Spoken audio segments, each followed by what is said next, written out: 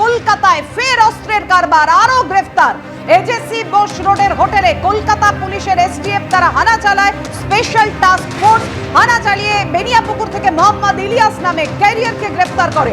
অস্ত্রসহ ধৃত গয়ার বাসিন্দা রাঘিশ কুমার। মিরাজ মালিক মিরাজকে হোটেলে এনেছিল মোহাম্মদ ইলিয়াস, এমনটাই সূত্রের খবর। কি উদ্ধার হয়েছে আপনাদেরকে জানাবো। দুটি 9mm পিস্তল ও 18 রাউন্ড কার্তুজ। কিন্তু কাদের উদ্দেশ্যে, কোন উদ্দেশ্যে এই অস্ত্রগুলো নিয়ে যাওয়া হয়েছিল, কোথায় পাচার করা হচ্ছিল, এই প্রশ্নই উঠছে। কথা বলবো, আমাদের সঙ্গে রয়েছেন আমাদের প্রতিনিধি সুকান্ত মুখোপাধ্যায়। সুকান্ত, এত অস্ত্র কোথায় পাচার করা হচ্ছিল, কোন উদ্দেশ্যে নিয়ে যাওয়া হচ্ছিল, কি জানা যাচ্ছে? দেখো, ইতিমধ্যে সিসিটিভি ফুটেজ থেকে একটা বিষয় স্পষ্ট ছিল যে যেই দুজন অর্থাৎ রাহিশ কুমার এবং মিরাজ মালিক ছাড়াও আরো একজন ব্যক্তিকে সিসিটিভিতে দেখা গেছিল সন্দেহভাজন হিসেবে। তখন থেকেই কিন্তু তার শনাক্ত করার চেষ্টা করছিল এসটিএফ। যে দুজনকে ধরা হয়েছে তাদেরকে জিজ্ঞাসাবাদ করে জানা গেছে যে এই মোহাম্মদ ইলিয়াস অর্থাৎ সাদা জামা পরে যাকে এই সিসিটিভিতে দেখা যাচ্ছে, সেই মূলত কিন্তু তাদেরকে আশ্রয় দিয়েছিল। তারা বুধবার দিনকে শহরে এসেছিল। বুধবার অন্য একটি জায়গাতেই দুজনকে রাখা হয়েছিল এবং বৃহস্পতিবার রাত্রে অর্থাৎ গতকাল 6:30 থেকে 7টা নাগাদ এই মোহাম্মদ ইলিয়াসই নোনাপুকুরের এই গেস্ট হাউসে তাকে নিয়ে আসে এবং পরবর্তী সময় এই দুজনকে সেখানে রেখে সে বেরিয়ে যায়। আজকে সকাল 10:30 থেকে 11টা নাগাদ এই দুটি আগ্নেয়াস্ত্র এবং যে 18 রাউন্ড গুলি মিলেছে সেগুলো অন্য একটি জায়গাতে দেওয়ার কথা ছিল। তো সেই পরিপ্রেক্ষিতে আগেই পুলিশ সেখানে যায় এবং এই রাহিশ কুমার এবং মিরাজকে সেখান থেকে গ্রেফতার করে। পরবর্তী সময়ে এই তৃতীয় ব্যক্তির খোঁজ শুরু করে এসটিএফ এবং শেষমেশ বেনিয়াপুকুর চত্বর থেকেই কিন্তু এই ব্যক্তিকে গ্রেফতার করা হয়।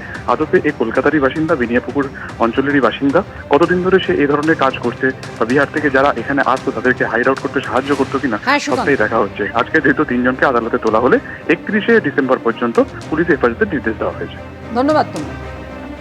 বেনিয়াপুকুরের যে গেস্ট হাউস আমরা এই মুহূর্তে রয়েছি 181/1 এজেসি বোস রোড, যেটা দেখা যাচ্ছে যে বৈশালী গেস্ট হাউস, এই আবাসনের 3rd ফ্লোরে এই গেস্ট হাউসটি রয়েছে। বৃহস্পতিবার সন্ধ্যাবেলা নাগাদ বিহারের দুজন বাসিন্দা এখানে আসেন এবং তাদের কাছে আগ্নেয়াস্ত্র ছিল। গোপন সূত্রে এই খবর পেয়েই কলকাতা পুলিশের এসটিএফ এর একটি টিম 7টা সাড়ে 7টার কিছু পরে তারা এই ফ্লোরে আসেন। ম্যানেজারকে জিজ্ঞাসাবাদের পরে তারা সোজা কিন্তু চলে যান ঠিক এই রাস্তা ধরে 9 নম্বর রুমে। সেই 9 নম্বর রুমে তারা হানা দিয়ে সেই দুজন বিহারের বাসিন্দা তাদেরকে গ্রেফতার করা হয়েছে এবং সামনে যে আলমারিটি দেখা যাচ্ছে সেখানে 9mm দুটি পিস্তল বা আগ্নেয়াস্ত্র রাখা ছিল।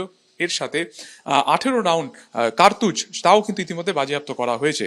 দুই বাসিন্দা, যার মধ্যে একজনের নাম রাহিশ কুমার এবং আরেকজনের নাম মিরাজ মালিক, গতকাল 6টা থেকে 6:30 নাগাদ তারা ডকুমেন্ট দেখিয়ে এই ঘরে তারা এসে ওঠেন এবং গোপন সূত্রে খবর পেয়ে এসটিএফ এর টিম ঠিক এই ঘরে এসে দুজনকে আগ্নেয়াস্ত্র সহ গ্রেফতার করেছে।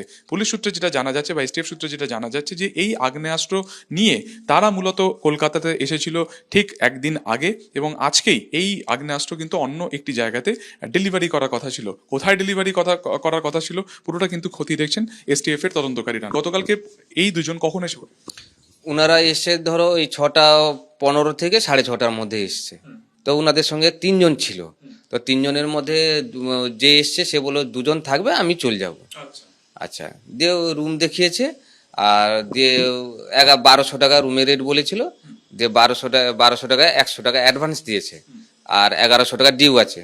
দিয়ে তারা পরে লাগেজ নিয়ে রুম নিয়েছে আর ডকুমেন্টস আমরা সব নিয়েছি তাদের কাছে। একজন চলে যায় এখান থেকে? একজন চলে, তাদের সঙ্গে যে 3 জন এসেছিল 3 জনের মধ্যে একজন চলে গেল, বলে এই 2 জন থাকবে, আমি চলে যাব। আগ্নেয়াস্ত্র কোথায় রেখেছিল? আলমারি? সেটা তো আমি দেখিনি স্যার। উনারা তো রুম খুলতে বলে রুম খুলে দিয়ে পুলিশরা সব ঢুকে গেল, আমরা বাইরে ছিলাম।